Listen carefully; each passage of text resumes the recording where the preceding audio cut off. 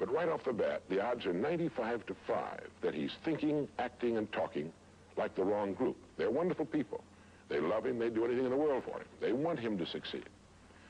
But the odds are 95 to 5 they haven't got the answers he needs if he's to reach fulfillment as a human being, if he's to reach this success that he wants, if he's to reach into these deep reservoirs of ability and genius we know he possesses and draw it out. Well, he starts in school. The most important thing to a little boy in school is to be liked by the other little boys in school. And so at this tender age, he begins to follow other little boys his same age who don't know any more than he knows and who do not necessarily have any capacity for leadership. And he does this in the first grade, and the second, and the third, and the fourth, and the fifth, and the sixth, and the seventh, and the eighth, and year after year after year, he forms himself into a composite average of other little boys his age, trying to be like them, trying to do the only thing in the world that's impossible for a human being to do, which is to be like somebody else. Now, let's say he goes all the way through school, usually goes in the military service. Again, he's caught in a vice-like grip of conformity. Now, let's say he's 25 years old, out of school, out of service. What's he going to do? As a rule, he'll go back to his hometown, unless he's married, in which case he'll go to his wife's hometown. But let's say he goes back to his own hometown. He's single. He doesn't know quite what to do. He's standing on a corner one morning, and a friend that he knew in school comes up and says, "Hi there, Charlie, what are you doing?" He says, "Nothing." He said, "Why don't you come down and work where I work? It's a pretty good place. The pay's regular. We got all kinds of fringe benefits and so on." And so he does. The odds are about, again, 95 to 5 that his first job is taken as a result of random application. On the job, without thinking about it, the most natural thing in the world for him to do is to look around, see how the other guys are doing their job, and to begin doing his the same way, assuming that what is normal for them is normal for him. No reason for this. He doesn't think about it. He just does it. Now, he has stretching in front of him 50 years or more in the golden age that man has been dreaming of since the days of ancient Greece. What's he going to do with these 50 golden years? Well, let's take a close look at him. We know that he works 40 hours a week as a rule. 40 hours a week, which leaves him 72 hours a week when he's neither working nor sleeping. 72 free discretionary hours each week to do with as he pleases. Now, at this point, of course, he's married. He has his little house and his little car. And this is about what he does with his free 72 hours every week. He'll do what the other fellows are doing with their free 72 hours every week, which is virtually nothing at all. On a typical day, he'll quit right on the dot, get in his little car, go to his little house, go in his little kitchen, kiss his little wife, and say, "I'm tired." They've even figured out why he says that. The experts believe that he used to hear his father say that back when men used to get tired working during the day, and he picked it up and he repeats this every night when he gets home. He bolts his little meal and then heads for the living room where he turns on his escape box. Click. Takes 15 or 20 seconds for the screen to light up, a period of time he finds interminable, but he gets through it somehow. Maybe kicks the dog a thumb through a magazine or something. But then the screen lights up, and he does too a little bit, and there in front of him, he sees people in all kinds of funny old-time costumes, all killing each other at a great rate. One expert has agreed that the average family can see more death and bloodshed and carnage on his television set in a week than Crassus saw when he crucified 6,000 prisoners on the southern road to Rome. But you know how those experts are. He could certainly be off one or two. But he sits there for about 5.5 or 6 hours. 25% of all free time now is spent in front of the tube, according to the latest statistics.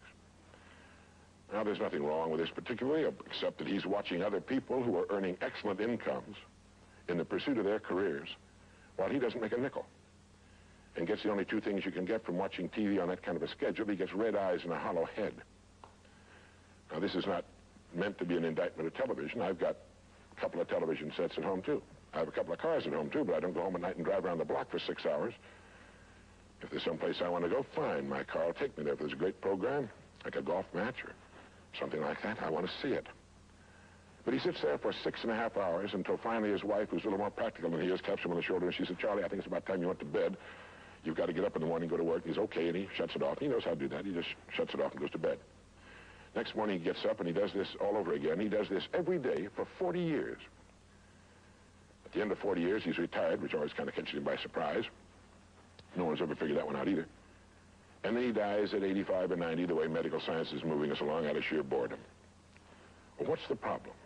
Is there a tragedy here? Not really, if that's the way Charlie wants to spend his life, our mythical, hypothetical young man. If he wants to spend his life that way, that's his business. He lives in a free society, he can do anything with it he wants. But there's a terrible tragedy here if he's living that way because of the total lack of a decision.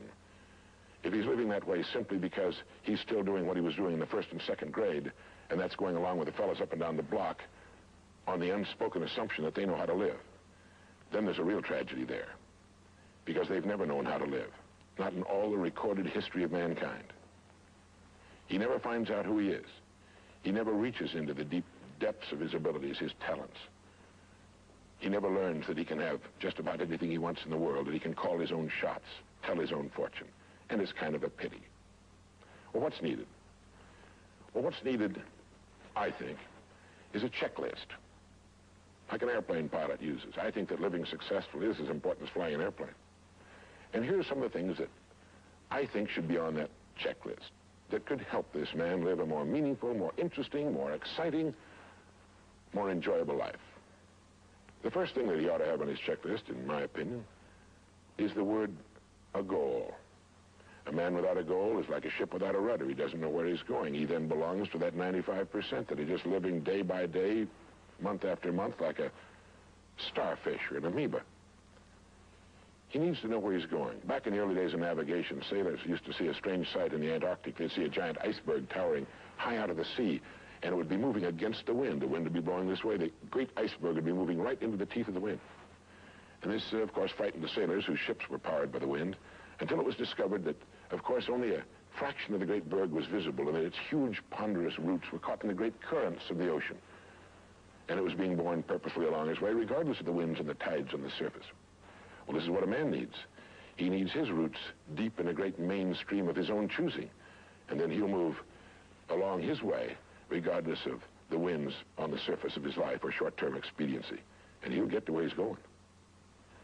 A second word on our checklist might be the word attitude. It's been called the most important word in any language in the world, because it's our attitude toward our world, toward all the people in it, that will determine the world's attitude and all the people's attitude toward us. It's a simple thing. Most of us know it, but we tend to forget it.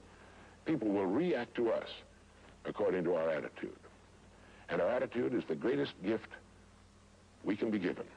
You know, the little creatures of the world were given a wonderful gift by Mother Nature called protective coloring, in which they can blend into their background without being seen. But man was not given this great gift, because man was given an incalculably greater one. Only man has the godlike power to make his surroundings change to fit him, because his environment will change as he changes. A man's environment is a merciless mirror of him as a human being. And if he thinks his environment can stand a little improvement, all he has to do is improve, and his environment will improve to reflect the changing man. Third would be the word think. To think. The highest function of which a human being is capable. It was put pretty well by the great Pulitzer Prize-winning playwright Archibald MacLeish in his great play, The Secret of Freedom, in which he has one of his characters say, "The only thing about a man that is a man is his mind. Everything else you can find in a pig or a horse."